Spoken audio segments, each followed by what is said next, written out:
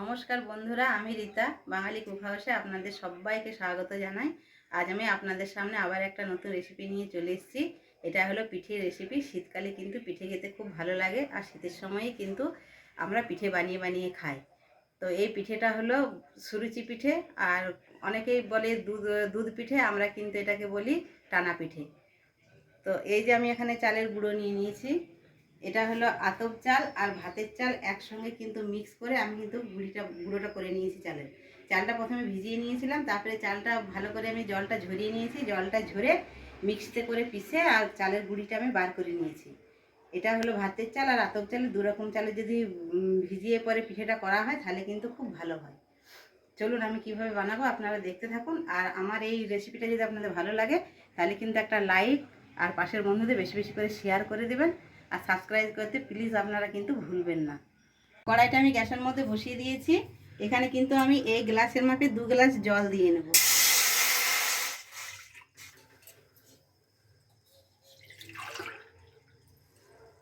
এখানে আমি 2 গ্লাস জল দিয়ে দিলাম। আর জলের মধ্যে কিন্তু আমি একটু লবণ দিয়ে দেবো। মিষ্টি জিনিসে কিন্তু লবণ দিলে খেতে খুব ভালো লাগে। এই হাফ চামচের মতো আমি কিন্তু লবণ দিয়ে নিলাম। আর জলটা ফুটে উঠবে, তারপরে কিন্তু আমি চালের গুঁড়োটা এই জলের মধ্যে দিয়ে দেবো। আমার জলটা কিন্তু ফুটে উঠেছে, এবার আমি কিন্তু চালের গুঁড়োটা দিয়ে দেবো। একটু একটু করে চালের গুঁড়োটা দেবো। আমি কিন্তু নাড়তে থাকবো, নইলে কিন্তু তলায় লেগে যাওয়ার ভয় থাকবে আর ঢেলা বেঁধে যাওয়ারও ভয় থাকবে।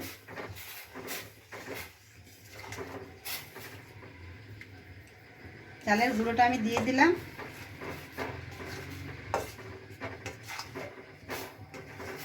আপনারা চাইলে কিন্তু চালের গুঁড়োটা বেশি করে নিতে পারবেন। আমি এই বাটির মাপে কিন্তু 1 বাটি চালের গুঁড়ো নিয়েছি।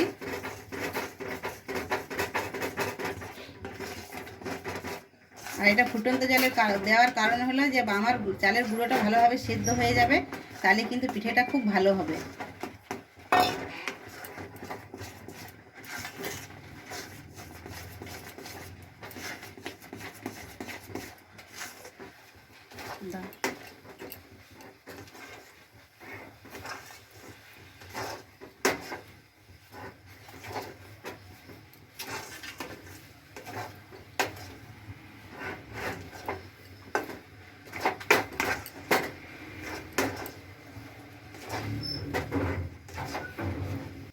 আমি কিন্তু গ্যাসটা বন্ধ করে দিয়েছি। আমার জলটা অনেকটা টেনে নিয়েছে। এইভাবে কিন্তু আমি একটা ড্রো বানিয়ে নেব। ঠান্ডা হলে আরেকটা আমার শক্ত হয়ে যাবে, তাহলে কিন্তু পিঠেটা ভালো হবে।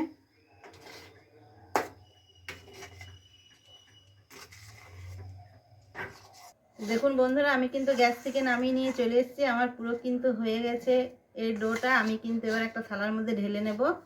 যদি কোনো কারণবশত নরম হয়ে যায় এই চালের গুঁড়ো মাখাটা, তাহলে কিন্তু শুকনো গুঁড়ি রেখে পরে একটু গরম গরম অবস্থাতে দিয়ে দিতে হবে, তাহলে কিন্তু ঠিকঠাক সব হয়ে যাবে, মাখাটা ঠিকঠাক হয়ে যাবে। আর যদি চালের গুঁড়ো কারো হাতের কাছে না থাকে, এটা কিন্তু আপনারা সুজি দিয়েও বানিয়ে খেতে পারবেন। এই পিঠে কিন্তু সুজি দিয়েও হয়।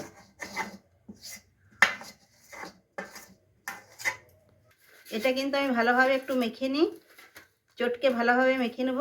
দেখুন বন্ধুরা, হাতে কিন্তু আমার একটু লাগছে না, কি সুন্দর আমার হয়েছে এটা মাখানো চালের গুঁড়োটা।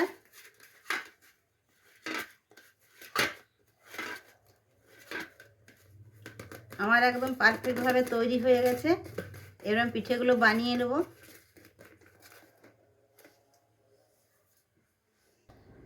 দেখুন বন্ধুরা, আমি কিন্তু থালার মধ্যে তেল মাখিয়ে নিয়েছি। এবার আমি পিঠেগুলো বানিয়ে বানিয়ে এই থালাটার মধ্যে রেখে দেবো। এই যে একদম অল্প অল্প করে আমি হাতের মধ্যে নিয়ে নেব, আর এইভাবে কিন্তু আমি বানিয়ে নেব পিঠেগুলো।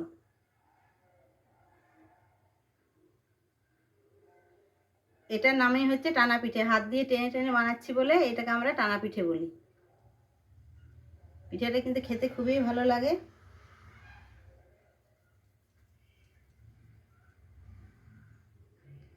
এই পিঠে হয়তো বাড়িতে অনেকে বানিয়ে খান। ওই শীতের সময় খেজুর গুড় দিয়ে পিঠেটা বানালে কিন্তু দারুণ লাগে খেতে। আমি কিন্তু আজ খেজুর গুড় দিয়েই বানাবো পিঠেটা। এইভাবেই কিন্তু আমি সব পিঠেগুলো বানিয়ে নেব।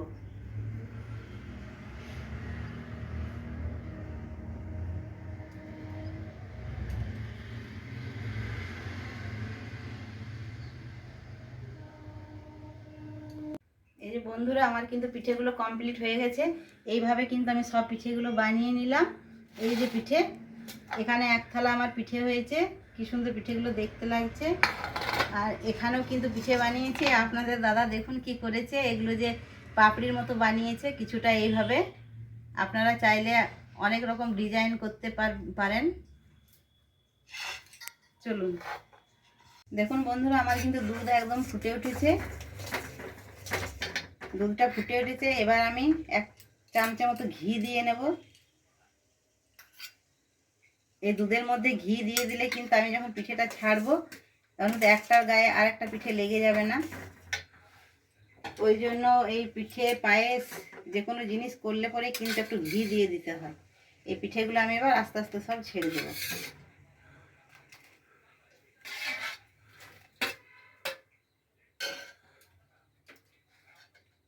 দেখুন বন্ধুরা, কি সুন্দর পিঠেগুলো আমার একটা কিন্তু থালাতে লাগেনি।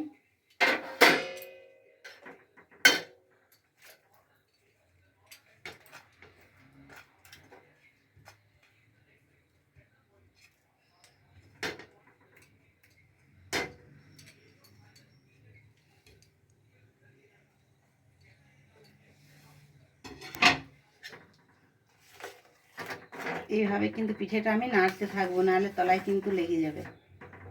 আমার তো আগেই সিদ্ধ হয়ে গেছে চালের গুঁড়ো, এখন একটু ফুটিয়ে নেব।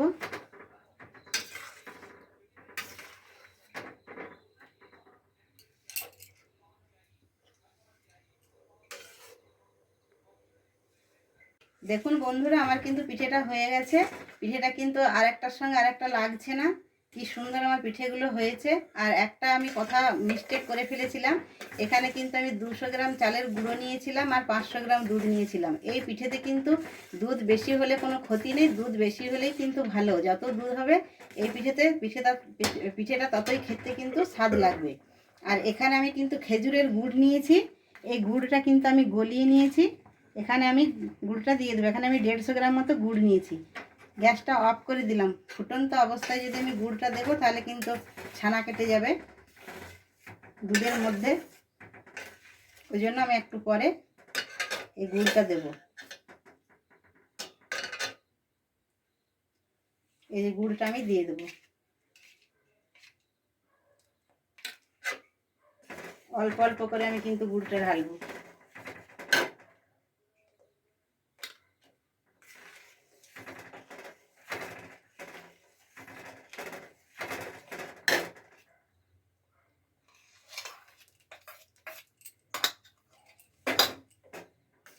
এই পিঠেটা কিন্তু একটু মিষ্টি মিষ্টি হবে, মিষ্টি মিষ্টি না হলে কিন্তু ভাল লাগবে না।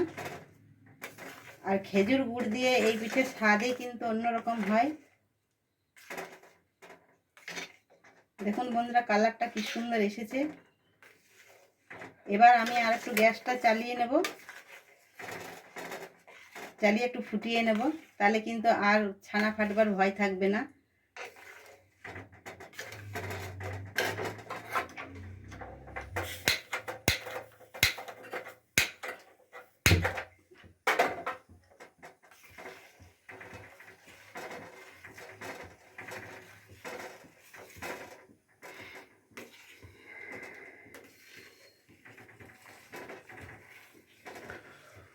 আমার পিঠেটা কিন্তু একদম কমপ্লিট। এবার আমি নামিয়ে নেব।